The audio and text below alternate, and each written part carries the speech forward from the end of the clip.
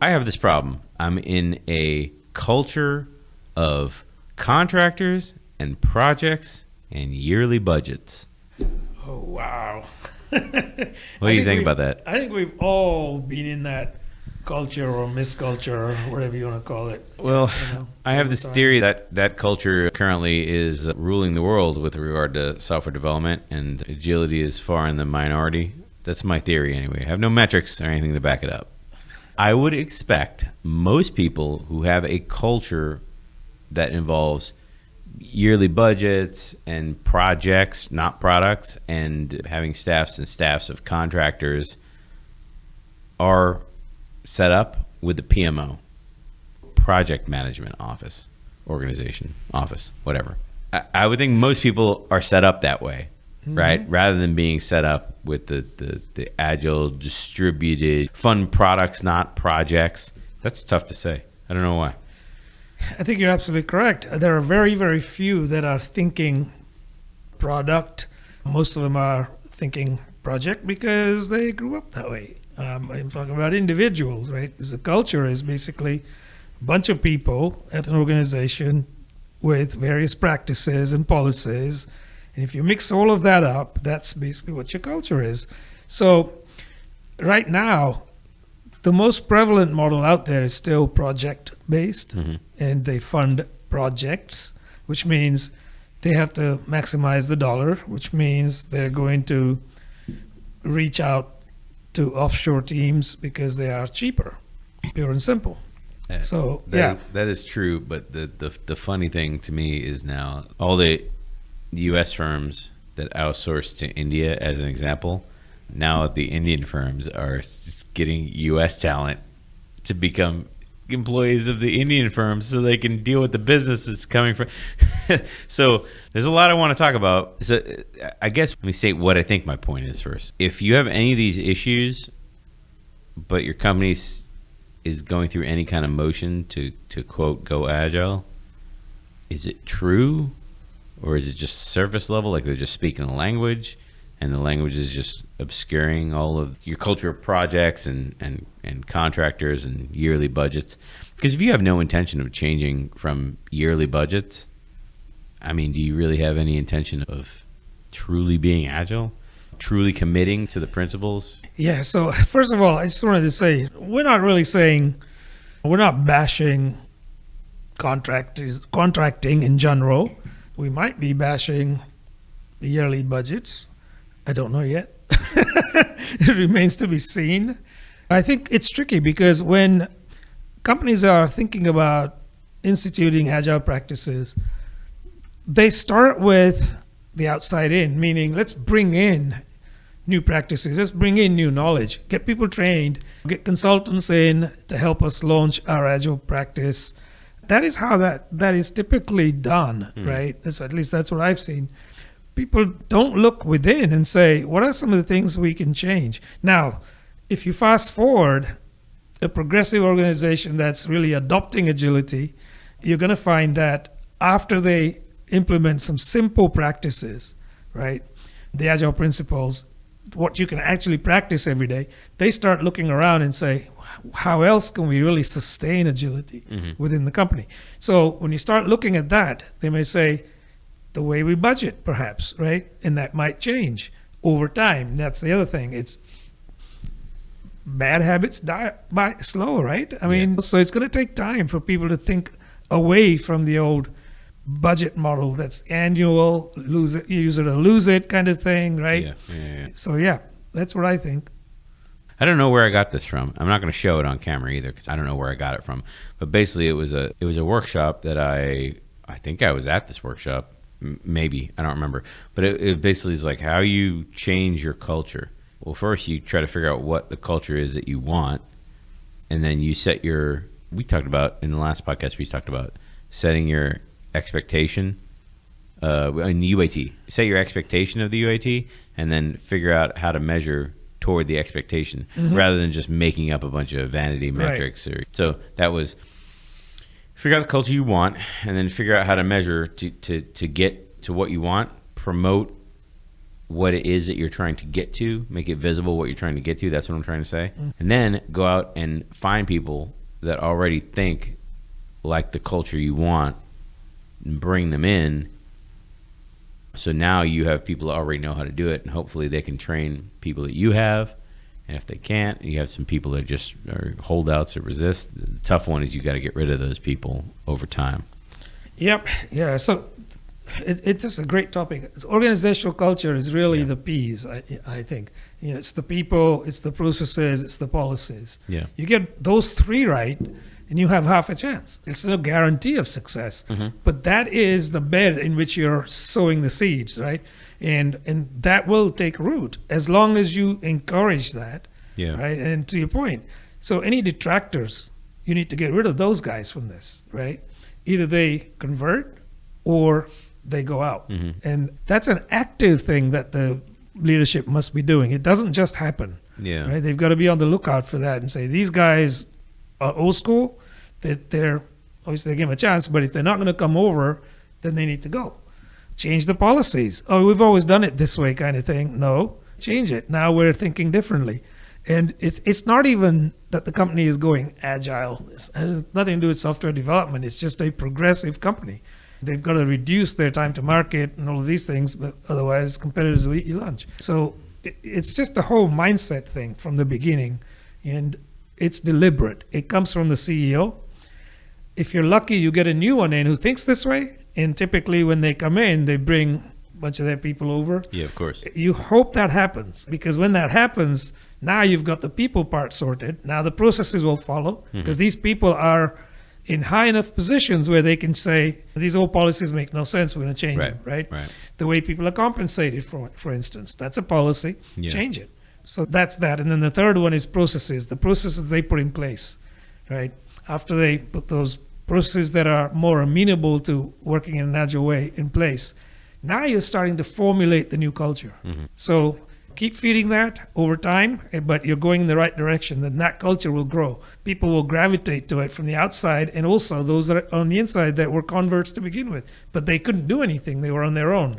They were lower down, but now leadership's actively pushing that stuff. So that will formulate the culture, but it takes time. Yeah. Right. Everything you're describing, only management can change the system. That's the Deming quote. What you're describing, like, you need management's active participation. And I'm trying to think of all the times that I've been on teams where they obviously didn't have management's active participation and they were trying to change the culture or the way of doing business or doing things. In the later, so Deming's was, you're right, it's only management is entitled to change things. Here, what we're talking about is management puts in place an environment where change can happen in the right way. And there's a subtle but important difference there. Yeah. Now you're moving towards a more distributed kind of model, which I would say is the opposite of a culture where it's project over product and contractors over permanent employees and permanent teams, basically product teams and yearly budgets. This is the antithesis of some of that stuff. This is the complete polar opposite of some of that stuff. That transition seems to be, for a lot of people, even Agile coaches that I've worked with that are experienced Agile coaches, like not beginners in any way, shape, or form, even they have their limit to say, I'll just do what I can and I'll go where the team wants me or where I can be successful. And if I get stuck on a contract or a project or with a bunch of people that just aren't going to get it or obviously seem hostile to changing their ideas, then I'll just kind of keep my head down.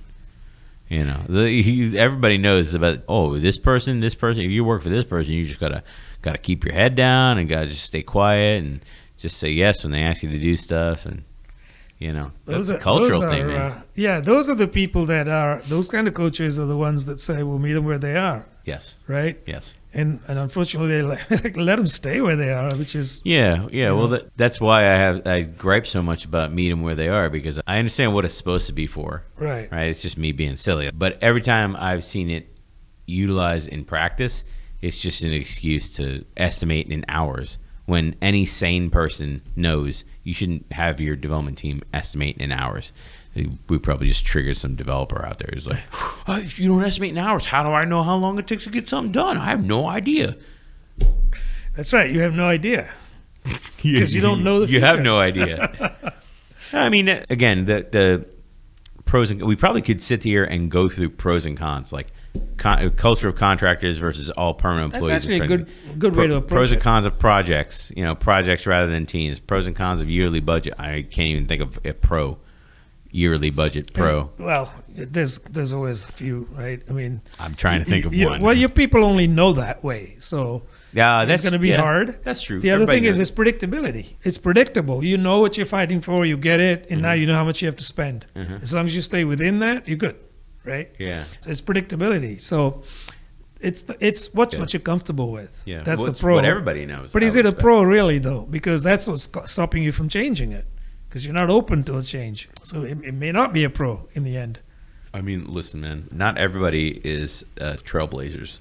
That's true. I mean, you're going to set up your company with all these unique processes and things that nobody else in the field is going to do. You're basically on the cutting edge of everything in every department of your company. Like, how difficult is it going to be to bring people in? I'm just trying to think of like the way a traditional manager would think in that environment is. Well, that's the thing. They would be very risk averse, right? Right. And so what you need is a non-traditional manager who says, let's try an experiment. Let's try one little sliver of the business. We'll fund it differently and see how it goes. Yeah. Right. But that's not the way traditional managers think. Right? Finance folks like to have certainty. This is how much we're going to have for our budget. Right. How it's going to be allocated, etc. And to the point where, and this is to me, this is asinine. CapEx is one thing, right? But OpEx is just a projection based on last year. Right. And we're going to try and stay within X percent of that. Right. So it's all geared towards having that comfort and certainty of some kind, right? These are people that need to let go of that. Because you don't have that when you go forward with a product mindset. You don't know how that product's going to go. Yeah, it's kind of a crazy discussion because you could easily capitalize a software development team, a product team. It'd be actually easier to capitalize the work of a product team than it is a project team, because a project team is multi-departmental and maybe different people from different departments. A product team all comes back to one product line on the budget, so it theoretically should be easier. And then if you're using a model, if you're using a Scrum model, for example, you know that directly off top, you should be able to take 80% of everyone with heads down focused work. So it should be easier. I'm trying to get to the root of why are things like this? Why are these systems built like this? Because if you think about it, the C team, the C-suite, all the executive team, leadership team, whatever people want to call themselves, that's the perfect example of a cross-functional team. So why is the one cross-functional team trying to shut down cross-functionality across the entire organization when they should be the perfect example of a cross-functional team? They should be, but let me throw in this little curveball. Well, actually, maybe it's a challenge. So the C-level suite, it's cross-functional only in terms of their different domains, right? But then they're not working toward a common goal. They're all protecting their own domain. That's the problem. Well, they should be. The argument could be made that they are all working, whatever the goal of the business is, they're all working on, given their specific skill set, however they can contribute.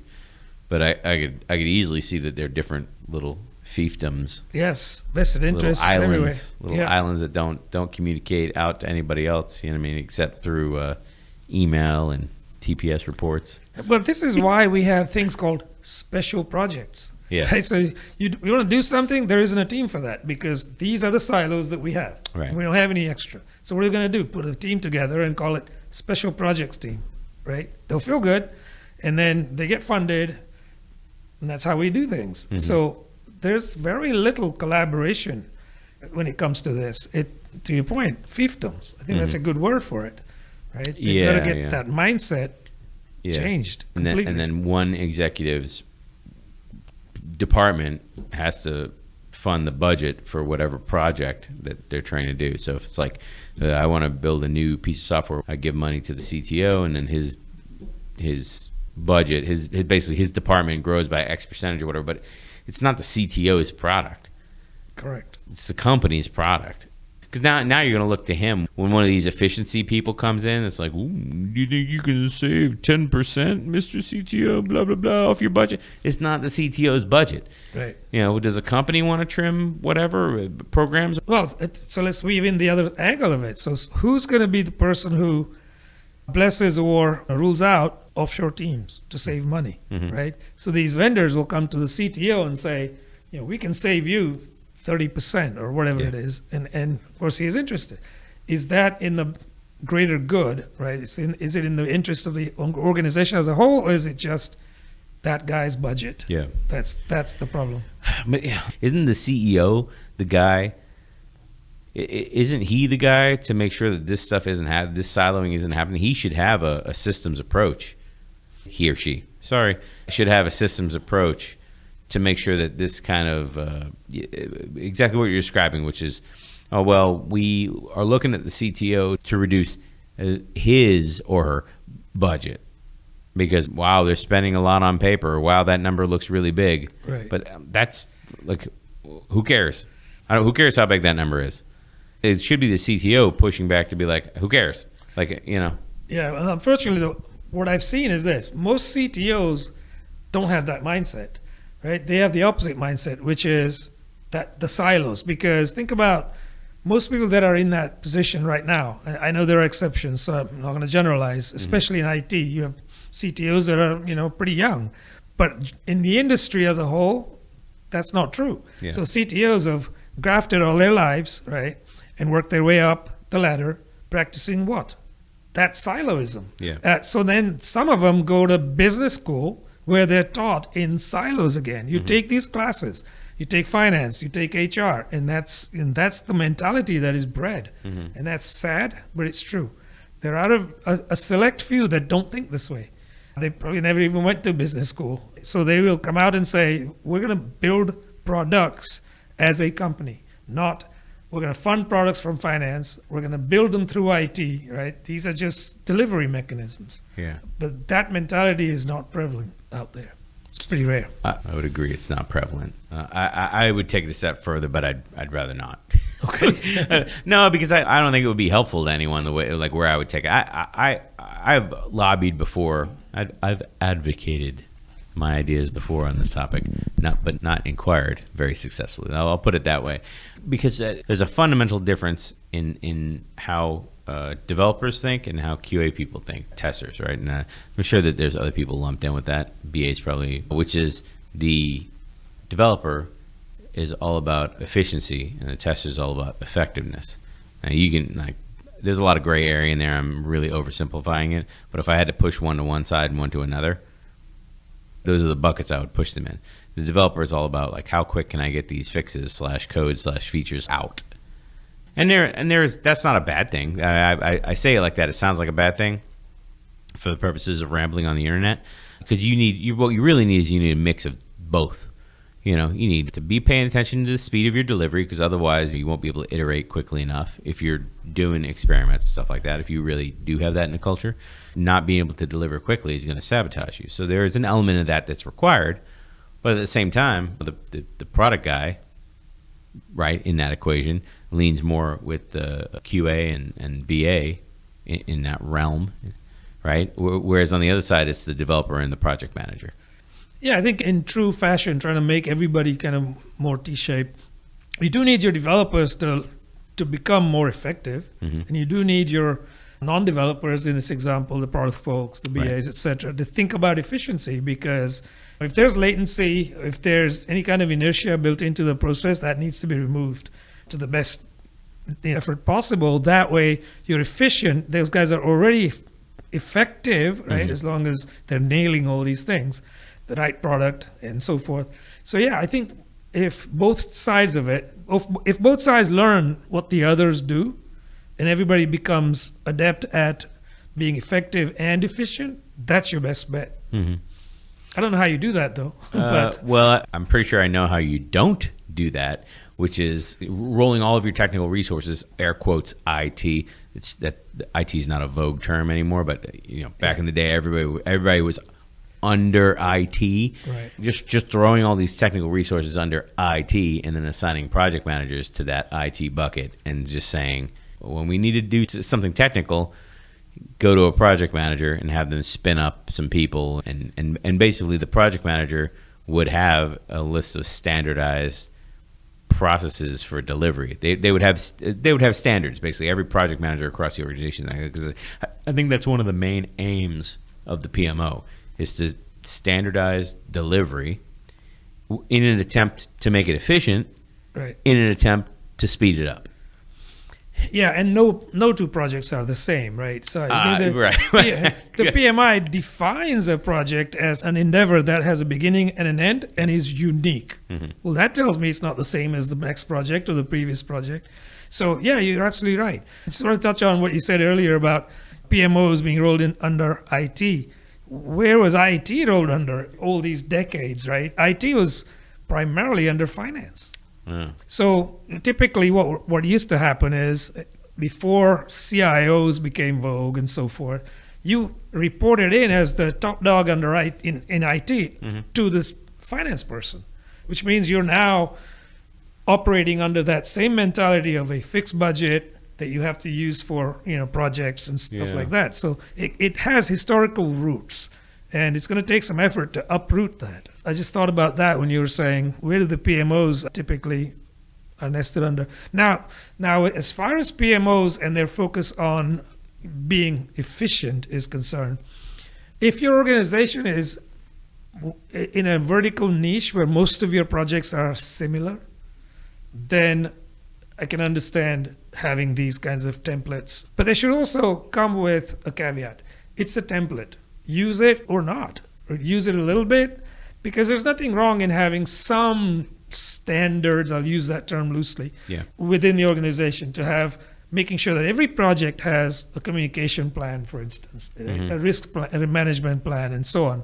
The PMI has a whole bunch of these plans as part of a project plan, which is more of a generic term. Most people think about a Gantt chart when they hear the term project plan, a schedule. Yeah. But that's not true. All these subsidiary plans formulate a project plan. Yeah. You have an HR plan, resourcing plan.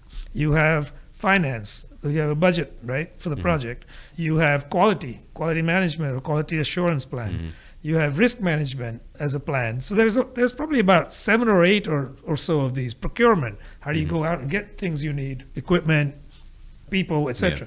So there are so many of these plans.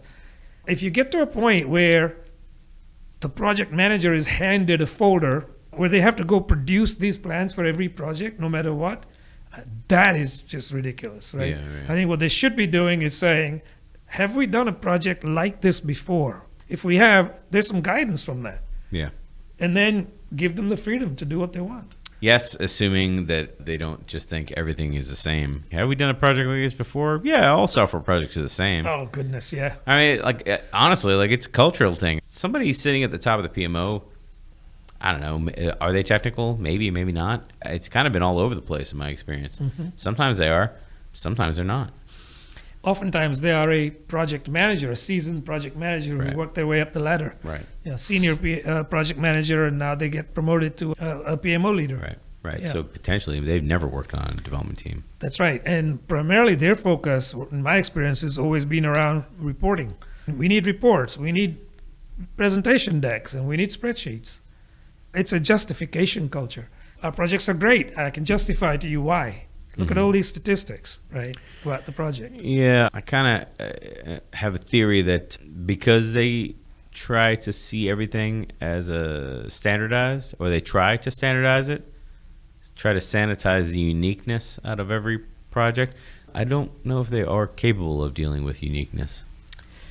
They're not equipped to. I don't believe. I mean, mentally, they don't have the acuity to say every project is unique, therefore, right? Yeah. They don't do it that way. To your point, they just say, well, it's a software project. We've done one of these. Yeah. Send it to, air quotes, IT to clarify that a little bit more. I'm not saying that they're not capable. I'm just saying what it would take for them to actually accomplish something that is truly unique would just be so over and above what they've normally done that it would just it'd take 4 times the budget. All the dates would constantly be in the red all the time, They wouldn't be able to deal with it. It would take a Vulcan mind meld. Yeah. Well, it would cause so much chaos that they would just be, they'd have a very difficult time, to put it that way. Yeah. The other thing is that kind of project culture, do they have a direct impact on quality? Because there's the concept of quality first, quality mindset, whatever you want to call it. I was arguing with somebody very recently, quality is not one of the sides of the iron triangle. And their point to me was, are you wrong, Brian? Quality is assumed in the iron triangle, and quality is the foundation. So everything else is built on top of quality in the iron triangle. And I looked at them and I was like, well, in all the development teams I have ever worked on that were project-based, quality is an effect of your time component. And the shorter your time, or the less resources that you have, I guess not really affecting your time. I guess in order to make your time box fit, you cut scope, which is testing, and you make it fit. In order to cut down on time, you cut scope, which is testing. In order to cut down on resources, you drop one of your QA people, whatever. Every single time that I've been involved in a project and they've had to make cuts, usually they make it to the QA department. But what I see most in a culture of contractors type of environment is I see the developers are onshore and all the testers are offshore. That's how I'll see them do that, because in their mind, they're like, well, I'm willing to pay market price for a developer, but I'm not willing to pay full price for a QA person. If I'm paying $100 an hour for a developer, why should I pay $90 an hour for a tester when I can get one out of whatever country for $50 or $40 or whatever it is? And I think that mentality is pervasive in organizations that really don't understand the importance of quality. They think that quality can be inspected for at the end, not built in, right? That's the problem. Yeah, that would be the problem. That was one of the Deming, the manufacturing basics. Quality is not somebody else's job at the end of the line, right, to figure out. I think all of these things that we've been talking about, they're all ingredients, essential ingredients to a large degree towards formulating the culture that's desired, right, to be agile. I think the summary of projects, of being a project-based culture, the pros are you get strong predictability, theoretically. Pros. Strong predictability, stability in your budgets, right? Projects, because you're not going to be spinning up projects left and right. You're going to have some kind of stability. You're going to have some kind of control. Projects are not going to be going on that you are not funding. So you're not going to be finding stuff in your organization that's happening. So a higher element of control, centralized control, I guess I should say. Right? You still can have control in distributed environment. And theoretically, standards. You can have a high level of standards. Yeah, I think there's also the fourth one, which is this just kind of this sense of, I think you covered it under stability, but it's everybody understands that culture, right? That's how they grew up. Yeah. Anything new is like, I don't know about that, right? Yeah. That's new. So there's that. But the more I think through it, the more I think these pros are actually cons. Well, I mean, every single one of them has a counterpoint. So while you can say that you have predictability, in reality, the system of this, where you have the input and the output and you have the environment influencing, the issue is any changes in the environment that knock out your base underlying assumptions now make your projects unique. And you can't react. The main con is you're slower. Right? The main con is you're slower because it takes a lot longer to deal with something that you've never seen before. It's the unpredictability you can't deal with. And I'd say you're unable to respond to change. Right. One of the fundamental principles of that. Yeah, right. Yeah. Yes, you're unable to deal with change. The issue there is you're unable to deal with change inside your system, and you're unable to deal with environmental change. I mean, this is probably why disruption is a big word in the market right now. We're looking for the latest disruptor or whatever. I mean, yeah, it's pretty easy to look for a disruptor. You just find an organization that's dominated by people that are unwilling, unable to change. I just saw a thing on LinkedIn about a bank, and they have people going through agile transformation. Of course, everybody does. They had their assets capped.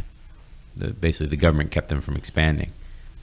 They're like, yeah, even under the threat of the government stopping them from expanding, which is like unheard of for the government to levy that against the bank. Usually they just say, oh, you crash the global economy, pay $3.50 and you're good. You'll be good. It's a slap on the wrist. But yeah, even with the looming cap of assets, like they still can't change their culture. Culture's hard They to change, man. still have a bunch of people trying to cheat the system and getting caught. I mean, honestly, the culture is probably like, well, the real problem is that you're getting caught. You're just Good not job, cheating. Mike. You're not cheating efficiently enough. You're not cheating good enough. Yeah. But yeah, like even under the threat, it's still very difficult for them to change. But again, that's what we're saying. Like, well, the things that you consider pros, when the environment is forcing you, again, this is probably someone's probably screaming at their computer again right now, because they could still consider these pros. They'll be like, yes, I understand the market could change and we'll have some dips or whatever, but we'll recover because maybe the predictability is more important to them. You know what I mean? Sure. Maybe the total control over their budget is more important to them. I think when I say them at this point, I'm like the funnel is getting smaller and smaller and smaller, because I'm coming to a very small subset of people that are in management now when I say them. Mm-hmm. Okay. Because yes, you could create an equal size institution, same market segment, same whatever, and build it in a way where you could react quickly. And it wouldn't look anything like everything that they're using as pros. This other company would flip over and do the opposite. So that company is becoming agile, you could say. Theoretically. We kind of talked about funding and control fallacy, sort of. We kind of skirted around it.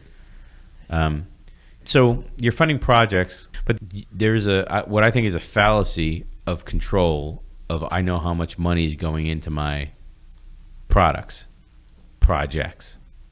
They're talking about products, but they're actually saying projects. I would argue that you actually have no idea. I'm trying to think of an actual example to use a better example. I was at a company one time.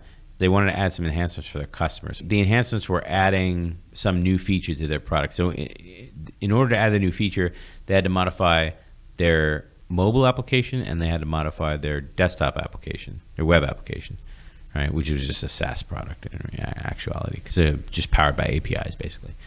That's two product lines. That's two distinct product lines. So they spun up a project, and the project was add these features. That was a project. Add these features to all of our offerings.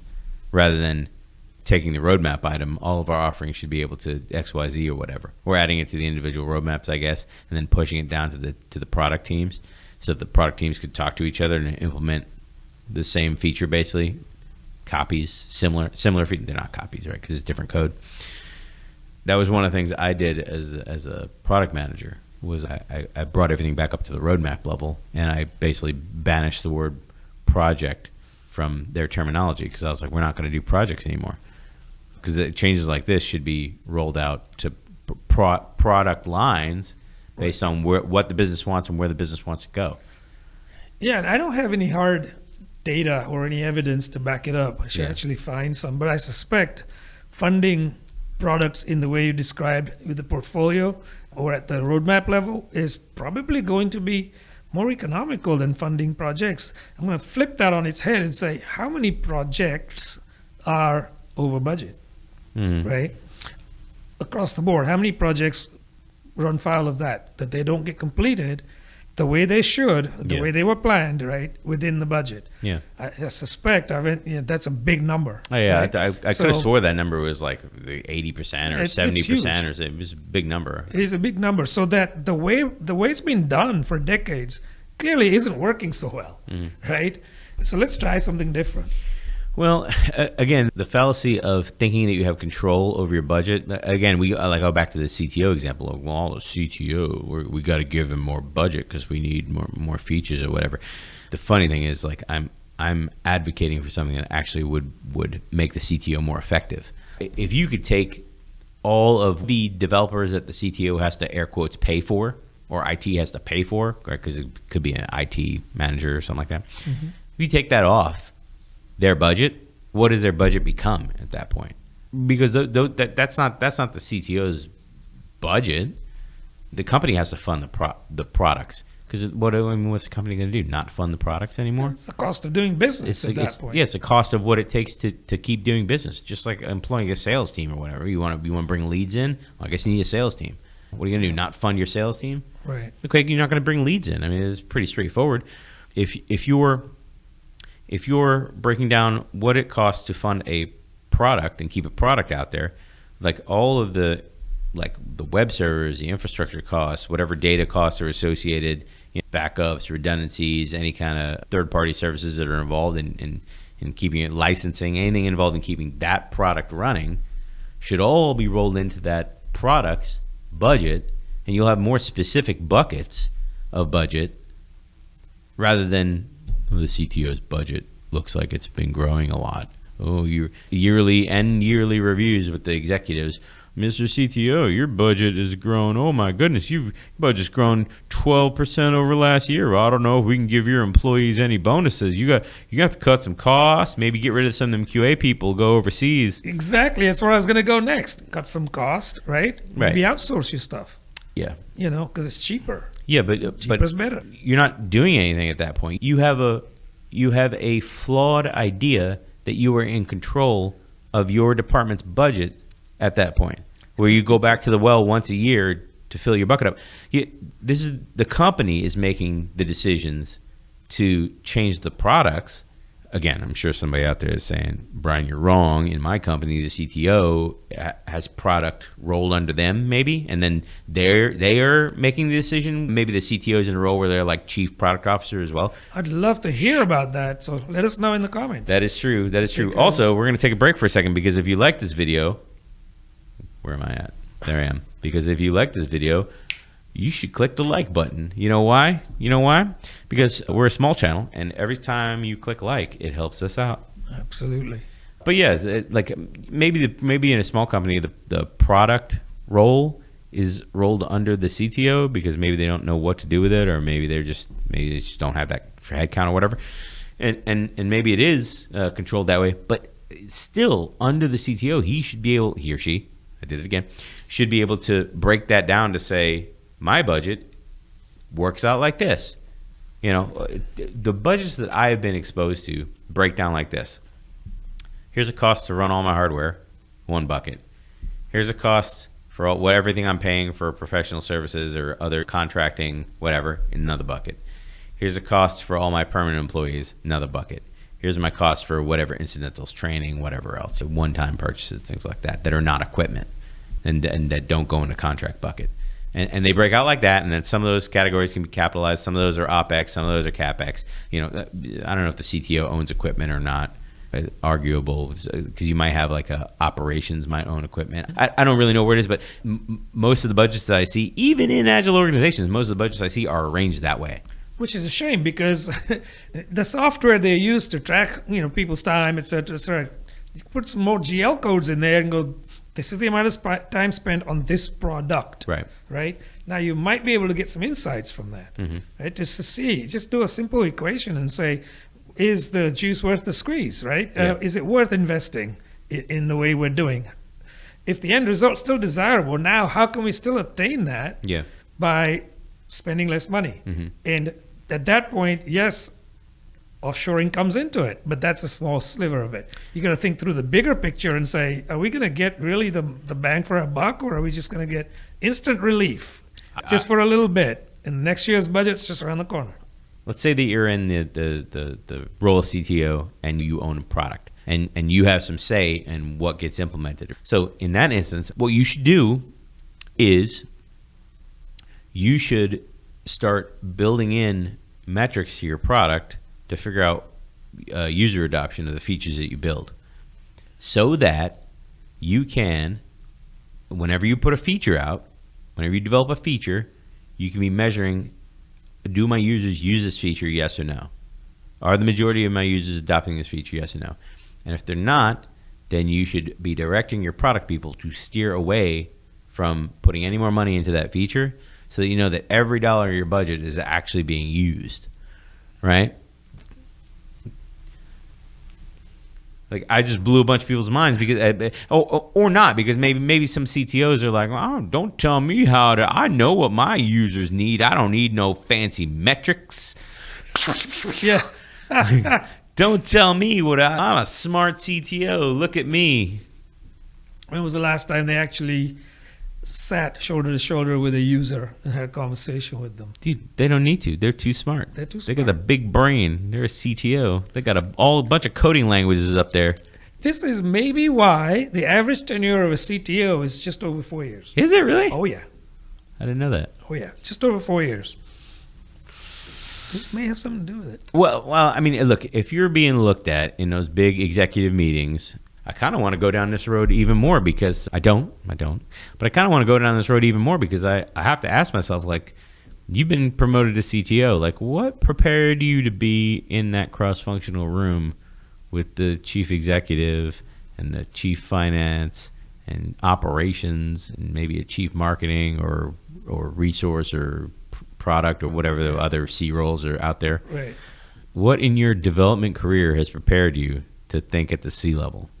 Oh, Brian, you're just being pedantic. I've been groomed. I've been sent to training, but okay, maybe you've been sent to training or whatever, but the majority of people in leadership positions that came up through technical disciplines, I would venture to guess, like, well, how many hours in a week/month did your company train you to get you to where you are? Has it all been on the job? Did you go to formal courses? And if you did, congratulations. I feel you're one of the lucky ones because, again, everybody that I've ever worked with, they just kind of muddle through and figure it out. Mm-hmm. And whatever bad behaviors they have, they just get taken to worse and worse and worse levels the higher and higher they get promoted in the organization. Yep, and that's what they know, right? So they're going to say, this is what we do here. This is how we do things around here.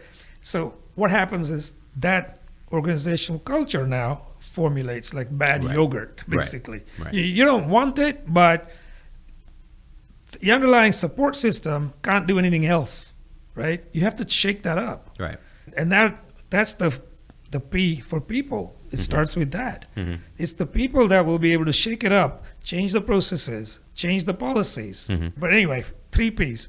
So people changing processes and policies and promoting all the good stuff, that will instill a culture that's desired, but that will take time. Yeah.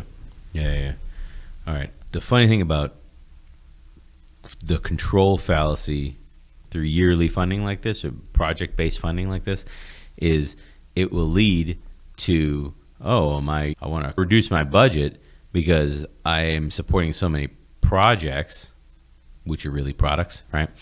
I want to reduce my budget, so I got to look to see what I can cut. Oh, maybe I can send all my QA people offshore and I can save 20% by cutting all my QA staff and sending all those resources offshore.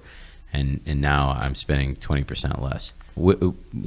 Of course, this is classic example of the opposite of systems thinking, because now that I cut my whole QA department and sent them all offshore, and now that I sent my call center offshore, now all my customers hate it because now my customers are discovering bugs and my customers are calling into this. I'm using 2 examples at once. I'm kind of confusing myself.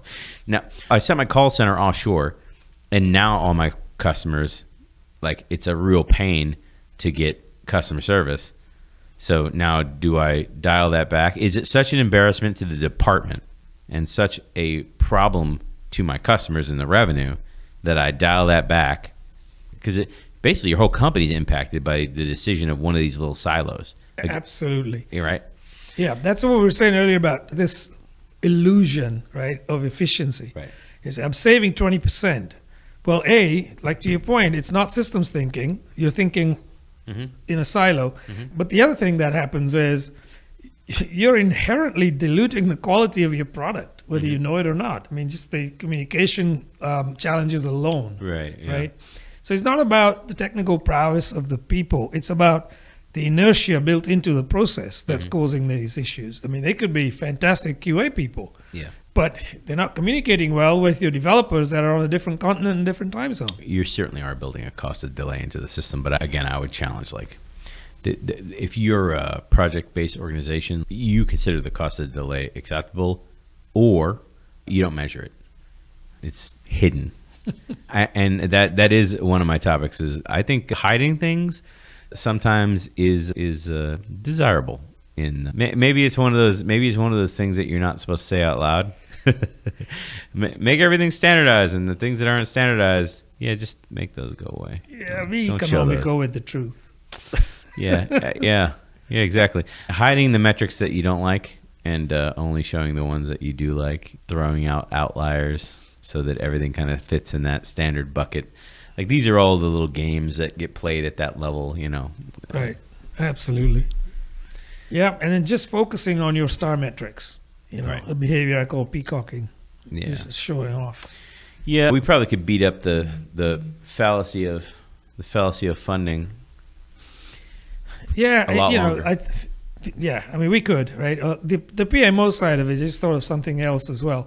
Traditional PMOs really have no product knowledge in them. There's no innovation there because you're standardizing everything. So first of all, they're process centric. They're not product centric. Right. And anytime you have that, you're inwardly focused, right? So product people are not like that because every product absolutely is unique. And unfortunately, that kind of thinking never permeates into the PMO. And that's a huge problem.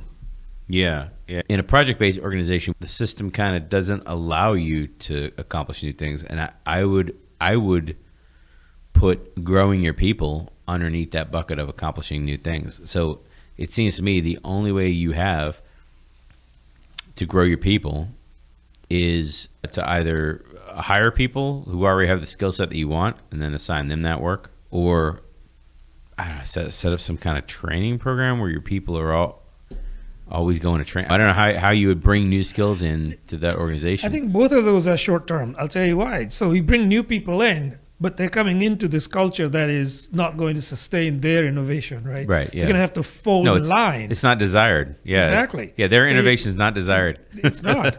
Yeah, and then sending people to training, same thing's going to happen. They'll come back with these ideas, and they're going to say, yeah, that's great, but it doesn't work here. And you might get the one person who's going to say, I'm going to try it. Let's see what happens because I'm excited about this. And they'll be labeled rogue, Yeah, right? right. Fall in line, basically. Do like everybody else. And that's a huge problem in PMOs. Yeah. I was just gonna say, like, it depends on what the concept is. I mean, if the concept is we're gonna do Scrum now because our investors or our, I guess it would be a large company. I guess it would be like, oh, our directors or our board or something says we have to be Agile now. So all the project managers are gonna have Agile in front of their title now. They're Agile project manager. We'll be an Agile PMO. And we'll have Agile project managers. But we'll do exactly what we did before. And we'll run Agile projects. And instead of running Agile projects the way we did before, I'm going to try to go with this. We're going to use Scrum, and we'll have daily stand-ups. And the daily stand-ups will take an hour every day, and you'll have 35 people on a call. And, and we'll measure our working hours. When we tell you what the scope of the sprint is going to be, and sprints are 2 months long. Yeah, and then the focus is on the output, right? So, look, we increased our velocity by 10%. Yeah. 15%. Yeah. We're doing great. Yeah. What about the outcomes? We just need one and a half more weeks to finish the project, so we just extend the sprint 1.5 more weeks. Yeah. We got everything done in the sprint. Success. We're a successful Agile team. You're taking some ideas from training and you're bringing them back, and you're deforming them. You're doing what you did before, just using Agile labels. You're deforming ideas to fit your culture, but truly new ideas, like somebody brings back design thinking. We should spin up our next project by asking what the customer wants, and then every 2-3 days, 4 days, check back in with the customer. Like, that's not going to survive in that environment. No way. So you're not going to have somebody who can gain those skills in that environment. Absolutely. Maybe I'm being a little too black and white, saying, like, is it impossible to change, like, the inputs, the black box, and then the outputs? Is it impossible to change what's inside that black box? Like, I don't know. I think as long as it remains a black box, it is. You've got to make it visible. So you've got to foster the change and make it visible, and then actively promote it. Mm-hmm. I don't think it's impossible. I'd like to believe it's not impossible, because that's a strong word. Yeah. I think you might see little pockets here and there that are doing better or just kind of are on the right path. I don't think anybody's got there yet. That used to be as part of a traditional PMO, project management organization. Yeah. What's very, very common out there is, as you were saying, they say we're Agile, we're an Agile PMO, we're doing Agile this, Agile that. Mm-hmm. When you actually look at what they're doing, it's nothing to do with Agile. They just use Agile labeling. Yeah, but even in that case, the project managers or whoever the project managers roll up to, they are the ones reporting the stat. Like, they have control of the metrics. And whoever has control of the metrics basically has has control of everything. Oh boy, this is going to be a touchy one. The people that are in control of the metrics are the ones painting the picture of the truth. And apparent truth. Well, it doesn't matter. Like, perception is truth at that point. If the metrics are under lock and key of one person or a small team of people, and those metrics represent many teams, right? I mean, in Agile software development teams, the team has dashboards. The team has metrics. All those metrics are visible. Anybody can look at them. When you have several teams in a program, all the team's metrics together can be presented at the program level to say, give me a health check of how my team's doing, right? And there's some things that you can measure that are just for the teams to figure out how to improve their own performance. There are other things at a higher level that you can manage based on how my products are doing, and you can get a good snapshot of how are we doing, right? An executive level, how are we doing? Are we doing good? Are we producing things that people like? Do customers like it? Are my development teams functioning at a predictable cadence? The basics, right? You have to involve your customers in this because it's their perception that's valuable here. It's a lot of times what I've seen is this, right? To your point about people that control the metrics, they have their one slide, right? The project status update. It's green. And it's red. Green. Yeah, the RAG is always G, right? Always, I was at an organization where it was always red. Didn't matter what we did on the teams, it was red. It's not encouraged typically to make it red, even orange, because guess who's going to ask the questions, right? Who's going to get the question? Who is going to get the questions asked? Yeah. It's the reds and the oranges. Right. So just fly under the radar and make it green. It might be like a green shade of red. But in that organization, I go back to the project manager is a middle manager, and the project manager didn't really like most of the developers, and they were all contractors. So it was a project manager's way of basically exerting control to be able to fire whoever the project manager wanted to, if they felt like it that week. The power dynamic was very skewed in that environment because they controlled the metrics. So what the project manager would do is they would just pull a number out of the air, completely out of the air. The project needs to be done by this date. Now, I say out of the air. It might not have been out of the air. There might have been the end of your budget comes at this date. There's some kind of phase gate that we don't know about. Or the project manager goes off to some committee or whatever that we're not involved in, and says, I think my developers are going to hit this date. I think this is what you're going to have this is when we're planning to deploy. Come up with a bunch of milestones, come back to the team and say, we got to be in stage on this day. We got to be in UAT by this day. And we have to go live by this day. And just give us all the dates. Well, what do we need to do? Everything. You need to do everything. Right. This has already been decided and committed. Now the team is in the red before the team ever started. Yeah. Right? Yep. Doomed. Yeah. Well, from the get-go. Again, the person who's controlling the metrics in that example, they're setting the team up for failure, and they're not even on any of the teams. Right. But they're the ones that control the budget, right? Because the project managers assign the budget, and they go out and get the teams in that kind of traditional PMO type of model. Yeah, I wish I could say that I have good examples, but all my examples are like that. Some middle manager burned the team because they didn't want to say no, or because they made a bad assumption and they didn't want to go back and revisit their assumption. There's plenty of room to improve, that's for sure. That's never going to get dull anytime soon. The offshore thing, where I was going to talk about the budget and the offshore. I was at a company one time where we would offshore entire functions. Basically, we would detail what we needed and send it off to a offshore contracted firm, and they would produce it for us. Basically, we were telling them what we needed, and we didn't care how they provisioned the environment. So the offshoring it worked in that experience because we treated it more like an entire team, a self-contained team, and we were sending that team the objective. So the software equivalent would be, I'm gonna have an offshore software development team that sits completely independent, has their own independent product owner, and then I give that product owner an item in the roadmap, and then they just complete it on their own, integrate it with my stuff, Yeah, so in those kinds of models, I think it works, right? Because to your point, the structure is correct. Yeah. You don't have handoffs, and you're not at the tyranny of distance, things like that. So in that case, it works. But basically what you're doing is it's like having an external partner. They're not external, but it's like that, right? It's exactly what it was, yeah. Yeah, and in those scenarios, it works well. Yeah. So where it really works well is if you would actually have external partners, right? And they provide the service for you. And you just pay them for that. But they're not part of your organization at all. They're contractually bound to deliver what you're looking for. Yeah. But it becomes part of that whole supply chain or value chain. I have found that a lot of organizations are quick to send their QA offshore. A lot of organizations are a little bit slower to send their developers offshore, and they're extremely hesitant to send their product owners offshore. I've worked in a lot of places actually where the test team's offshore. They call them test team, but very rarely do I see a product owner go with the vendor team.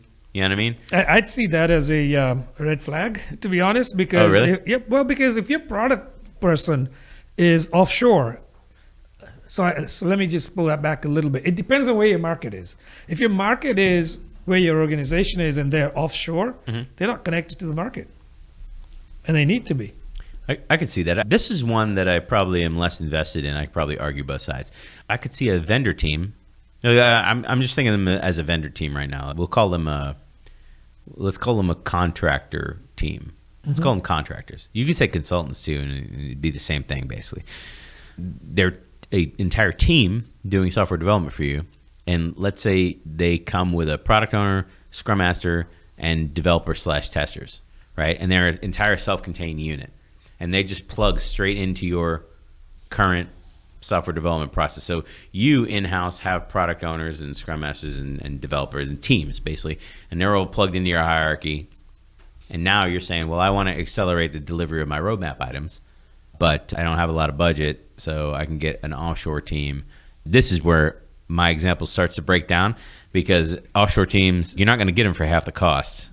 They're going to be somewhere between half and 2/3. Let's say 2/3, just to be fair. I was going to say probably between half and 3/4 of what an onshore in-house team would cost you, right? But let's just say for the purposes of discussion that they're going to cost 2/3, right? So you're getting a 30% discount for being in a different time zone, which let's put aside for a second my hang up of like this, you're wasting your money. Let's put that aside for a second and go for the example of like, maybe I'm in a market where hitting a deadline is far more important than cost of delay or communications delays or extra communication. And I just decided I just need to get through my roadmap way faster, right? Maybe I've decided that. In that example, I probably could argue for, I want an entire team because I, the product manager, will only have to coordinate with that product owner when they need me to understand the deliverables, and then they can help their team manage themselves. That product owner in this example would have to be working with your business stakeholders who are not offshore. So again, you've got the tyranny of distance, I feel, right? Because they're not even in the same time zone, right? So you've already got handoffs and latency involved. Can it be done? Possibly. I think that 30% in the longer term, medium to long term, is not going to be a savings that materializes. Well, in the other example, maybe they're not offshore. Maybe they're consultants. Maybe they're a consultant team, and they actually cost more than permanent employees. And you're bringing them on to accelerate your work, and then they're nearshore. You know what I mean? They're not more than a time zone or two away from you, just because you need to accelerate your development capabilities. You know. Yeah, and if you need a specific expertise that you don't have, that's a compelling argument in that case, right? You have no choice. Yeah, but now you're paying more. You're paying more, but you have no choice. Yeah, right? but it's like I could easily see where an executive, especially one that's not like a CTO used to working with development teams, they would see it as the same thing. They're like, what's the difference between this consulting team and that costs more than an in-house development team, and this offshore team that costs less than they're the same. They're just people that don't work in my office that produce software. That's the simplicity of their. I'm not saying it's right or wrong, but that you would have to get past that somehow. I don't know how. I can see that side of it, because to them it's dollars, right? It's all about the economics. The issue is, what time horizon are you considering for your economics? Well, again, they have to be advanced enough to talk about and understand how their customers are going to react to what they want to do. I don't know if a lot of those conversations are happening, quite honestly. I think they'd rather be like, Mr. CTO, deal with our stuff. Mr. PMO, deal with our stuff. Figure it out. Get out of my office. The other thing that you get with PMOs, project-based organizations, is I think you get a unique problem that you don't have in Agile organizations, which is when projects begin and are operating, you've got the best people, and then when projects go into maintenance mode or go to their aftercare, hypercare, urgent care, emergency care, all the best people have rolled off and gone on to other things. Like, you don't get that in product teams. I don't think you get that in product teams. I've not seen it in product teams. I think that's a problem. All the best people are gone, and well, some of that is by design. In the some neighborhood has changed, right? Because they just say, look, development's done now, the product's live. We're going to move these guys onto some other project, right? Yeah. So they can start working on that. And yes, we have to support this product that it's live, but we can do that, right? We can just have a support team, right? Junior people typically, yes, right? A maintenance team. And then if they can't solve the problem, we'll call them level 1, and they can ask these guys and call them level 2. Right. So there's a lot of that going on. Oh man, you just reminded. I completely didn't even think about going down that road with this, but I was on a very large project like that. It was a program, and that program had many products under it. And as soon as they launched one product underneath the banner of that program, they tried to say, "Oh, we'll bring on this offshore maintenance team to keep it running and keep it operational, and then the main team can get on to a different product."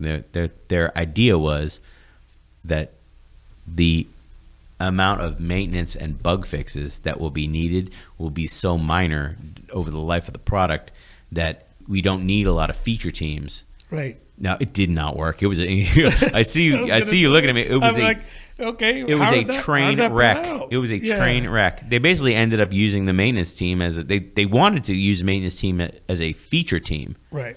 But they don't have the expertise. But they were not capable. Yeah. They were not capable. Honestly, they weren't capable of being a maintenance team either, because they didn't build a product. They didn't build a product. What are they going to do? I don't know if they kept the team around, quite honestly. I have no idea. I left the project after like a year, so I don't know what happened to them. Yeah, so going back to our theme, right, of today with budgets, oftentimes once a product is live, it's no longer under that same budget that it was when it was being built. It's now under operations, right? So there's different terms, app support, whatever. It's a different budget. Yep. And typically that budget it's basically run on fumes, do just enough to make sure that the we lights can are keep on. the lights are on, right, exactly. If it's a critical bug, we'll fix it. Otherwise, we'll tell people, I'll be in version 28. Right? Or you pay us for it. Yeah. And that thinking is what sours that whole customer experience in the end. Yeah. You got to pay us for it, and then we got to run out and hire somebody to jump onto the project. Right. And then they have spin up time, and all your deadlines are behind. Woo, boy. The last thing to hit on for this topic, I swear it's the last thing, is in the project-based organization, you have a layer of middle management that sits over the teams, right? And potentially sits on the teams, right? Because you need some kind of middle managers to be glue between, potentially, right? Leads, stuff like that. A whole level of middle management, in addition to your project managers, who are themselves middle management, in my opinion.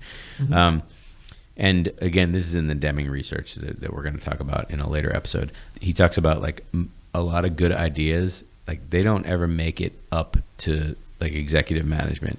They die in middle management because it becomes like a blocking, filtering, like a filtering in a bad way. I don't have a good word for it.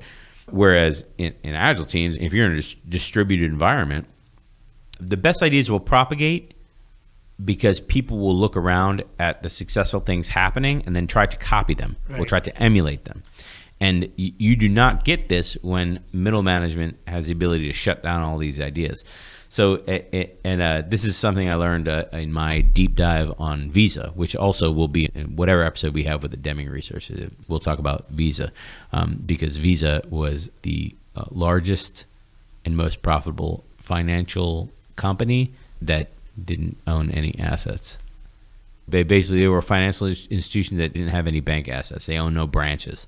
You could say the same thing with Airbnb, the biggest hotel vendor that owns no real estate. Yeah. That kind of thing.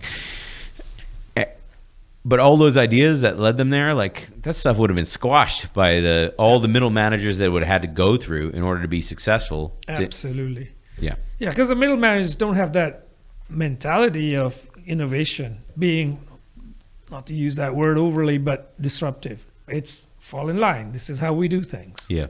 Right. Right. This is the process. Well, that again, I used the word sanitize before, and then I kind of dialed back from it. But like when all your processes and ideas get sanitized, they all start looking the same. Like innovation is not. It's not number one. It's not necessary, right? And number two, I think you said before, is like if you start getting them new ideas, getting them fancy new ideas coming in, they start looking at you like you're the problem. You got to. You got to dial back on these newfangled ideas. You're starting to be a problem. Just saying, man. All our innovation's hurting the team. Oh,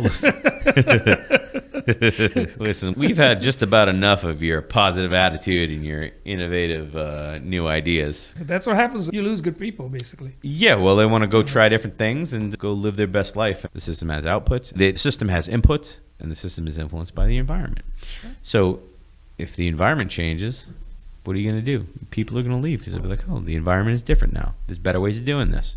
But I've learned something new that I didn't know before. So now my worldview is different. So they're going to leave. If you're in an organization like this, your mindset is probably, so what? They leave. Then we get somebody else. Another resource. We get more resources, Yeah. Resources. Resources, boy, how I abhor that term. They're just resources, more cogs to throw in our machine, man. Mm-hmm. Need more cogs. Thank you to our listeners. If you're listening to the podcast, thank you to all the people in Prague. Shout out to Prague. That's right. Berlin, thank you in Berlin for listening. And Riyadh. Oh yeah, Riyadh. Yeah. I've been to Riyadh. I have too. Oh, it's pretty sweet. Yeah. Yeah. All right. Agile Podcast questions at Gmail. We got one comment. We had a sticky for this on this discussion today. Here it was, right here. People growth. The sticky for today for people growth was inspired in part by that. But we're going to do a whole podcast specifically on growing the team member skills. This podcast was more about the culture when your culture is one of project-based, project-funded type of organization, really more PMO type of organization. When we talk about the people growth topic, it'll be more focused on agile teams, and we'll return to normal. That's a fantastic topic. I love that topic. We'll do a whole podcast on that one because I could see where if you're a scrum master or you're somebody trying to influence the teams to improve their skill set, there are ways to bring that up. And there are ways to not bring that up. It could be a touchy subject with your teams. What are you saying? You're saying I need to saying I don't have the right skills? You say suck at coding? It's all about delivery, so yeah. Yeah. All right.